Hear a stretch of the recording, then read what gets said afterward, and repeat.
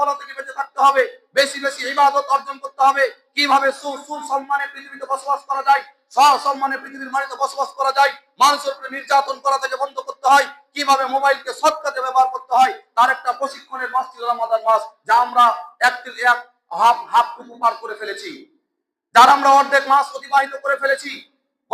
গত বৃহস্পতিবার আমাদের ছিল, গতকালকের বৃহস্পতিবার ছিল 15 রমাদান, আজকে 16 রমাদান, অর্থাৎ আমরা কে কতটুকু প্রশিক্ষণ নিলাম তা আমাদের বিবেক বিবেচনাতে কথা বলবে। আপনার অনুসরণ সূচনা কবে হবে?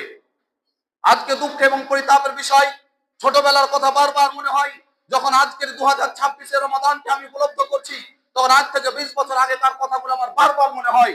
যে শুক্রবারে যখন রমাদান মাসে, বিশেষ করে রমাদান মাসে যখন শুক্রবার হতো, মানুষ আজানের কমসে কম আধা ঘন্টা, 1 ঘন্টা আগে মসজিদ পরিপূর্ণ হয়ে যেত।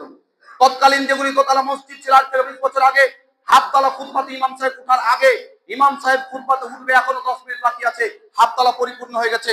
মাহতাবুরের মুখে আমার জন্ম হয়েছে। মাহতাবুরে 2010 সালে আমি পূর্ণ 1 মাস রোজা রেখেছি। মাওলানা আবু তালেব সাহেবের পিছনে আমি 1 মাস তারাবির সালাত আদায় করেছিলাম। আমার মাহতাবুরের ঘটনা ভালো করে মনে আছে যে আমি ছোটবেলা যখন একসাথে গেছি জুমা পড়ার জন্য, আমাকে নিচতলায় জায়গা হয়নি, উপরতলাতে জায়গা উঠতে হয়েছে। খুতবা চালু হতে এখনো 15 মিনিট বাকি আছে। সেই মাহতাবুরের মানুষ আজকে দেখুন 20 বছরের মধ্যে কত পরিবর্তন। আগামী 20 বছরের মধ্যে এই মাহতাবুরের মধ্যে 50টা মুসাল্লি থাকবে না ইনশাআল্লাহ। যদি আজকে চরিত্র আপনার পরিবর্তন না হয়, আগামী 20 বছর পর একটা বাড়িতে 10টা পুরুষ থাকলে একটা নামাজি হবে না।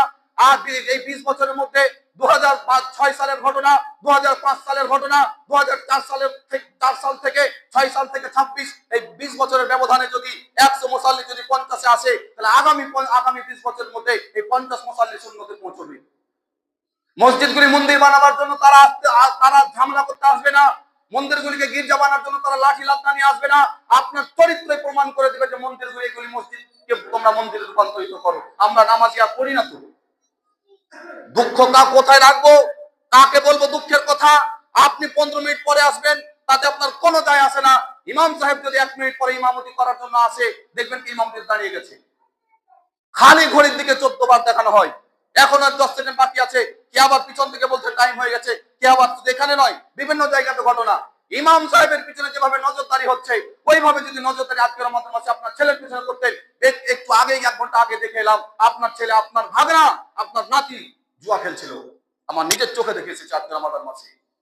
আপনি আমার উপর নজরদারি করতে আসেন, হুঁশিয়ার, আমি কোনোদিন জুয়া খেলিনি, হুঁশিয়ার, আমি কোনোদিন মদ্যপান করিনি, জীবনে কোনোদিন আমি মিথ্যা কথার সাথে জড়িত হইনি।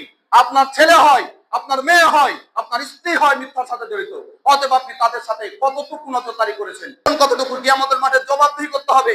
আজকে রমাদান মাস চলে গেল, হাফটুকুনের বেশি, হাফের বেশি চলে গেল, কি প্রশিক্ষণ নিলেন তা আপনি জবাব দেবেন কিয়ামতের মাঠে। আগামী 11 মাস আপনাকে ভালো মানুষ হয়ে চলতে হবে, তার জন্য আপনি কতটুকু প্রশিক্ষণ নিলেন। আগামী 11 মাস আপনাকে সত্যের সাথে কথা বলতে হবে, সত্য কথা বলে চলতে হবে। কতটুকু আপনি সত্য বললেন এই 16টা দিনের মধ্যে? আপনাকে হারাম থেকে বেঁচে থাকতে হবে আগামী 11টা মাস।